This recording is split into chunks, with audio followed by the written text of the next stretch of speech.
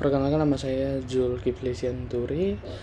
NIM saya 2022 11567. Di sini saya akan menjelaskan tugas yang diberikan Pak Bayu yang pada mata kuliah Teknopreneur, yaitu membuat suatu sosok teknopreneur yang ada di sekitar kita atau yang ada di Indonesia. Nah, di sini saya akan menjelaskan dalam sebuah PPT ini, yaitu penjelasan tentang teknopreneur, yaitu saya mengambil sosoknya itu Nadiem Makarim, yang sering kita sebut sebagai founder Gojek. Oke. Apa itu teknopreneur? Teknopreneur adalah istilah yang berasal dari gabungan dua kata, yaitu teknologi dan entrepreneur, wirausaha. Jadi teknopreneur dapat diartikan sebagai seorang wirausaha yang menjalankan dan mengembangkan bisnis dengan mengandalkan teknologi sebagai inti dari produk, jasa maupun model usahanya. Ciri utama yang pertama itu menggunakan inovasi digital. Yang kedua, fokus pada pemecahan masalah nyata. Yang ketiga, menciptakan peluang lapangan kerja. Seperti yang kita tahu, lapangan kerja di Indonesia itu, khususnya di Gojek, sangat berpengaruh banget buat masyarakat biasa kayak kita. Yang keempat itu berorientasi pada skalabilitas bisnis.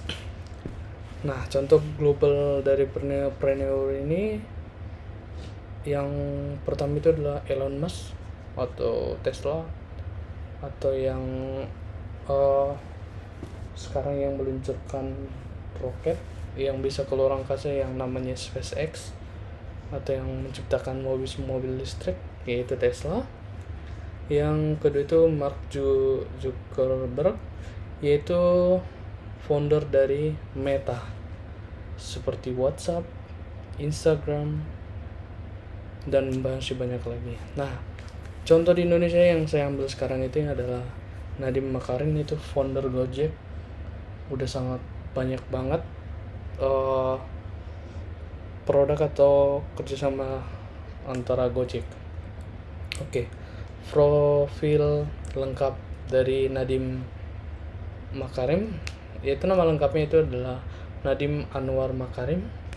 Tempat, tanggal lahirnya di Singapura, 4 Juli 1984.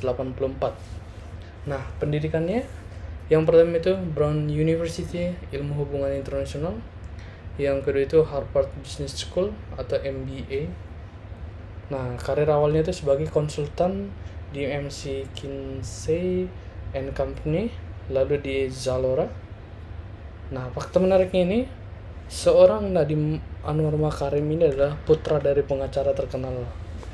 Nah, dia itu memiliki jiwa kepemimpinan sejak kuliah. Oke. Latar belakangnya lahirnya Gojek. Yang pertama, inspirasi. Melihat ojek pangkalan yang kurang efisien menunggu penumpang. Jadi kemungkinan setelah dilihatnya, beliau melihat ojek pangkalan yang ada di Indonesia ini kurang efisien atau kurang Jadi dia berpikir untuk membuat sebuah aplikasi, yaitu aplikasi Gojek ini. Nah, tahun 2010 Gojek berdiri hanya sebagai call center dengan 20 driver. Nah, di tahun 2015 baru Nadiem Makarim itu meluncurkan aplikasi berbasis Android and iOS. Nah, visinya dia itu memudahkan mobilitas masyarakat perkotaan. Strateginya itu memanfaatkan teknologi digital untuk menghubungkan driver dan konsumen. Nah, perkembangan Gojek. Pada tahun 2015 hanya GoRide dan GoSend. Dan 2016 itu tambah layanan GoFood dan GoPay. Nah, di tahun 2018 Gojek jadi unicorn Indonesia. Di 2019 itu berstatus Decacorn, valuasi kurang lebih atau lebih kurang 10 miliar US dollar. Di 2021 merger dengan Tokopedia atau kerjasama dengan Tokopedia, yaitu Goto Group, yaitu Gojek dan Tokopedia atas singkatannya. Nah, sekarang menjadi super app dengan ratusan juta pengguna. Itu merupakan satu aplikasi yang memiliki jutaan penggunanya. Oke, produk dan jasa Gojek. Ya, yang pertama itu transportasi online. Yang pertama ada GoRide, GoCar, atau Go Bluebird. Yang kedua itu layanan pesan antar makanan atau GoFood. Itu mendukung UMKM kuliner atau UMKM yang masih biasa. Nah, GoFood ini sangat membantu juga buat kita yang kerja di kantoran, karena biasanya kita kan malas untuk keluar beli makan. Jadi kita sekarang itu tinggal pakai aplikasinya, udah deh, makanannya udah sampai ke kantor.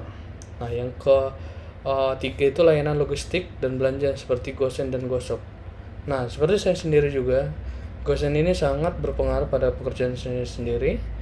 Itu untuk tiap hari itu mengantarkan pesanan dari customer dari kantor kita. Nah, pembayaran digital.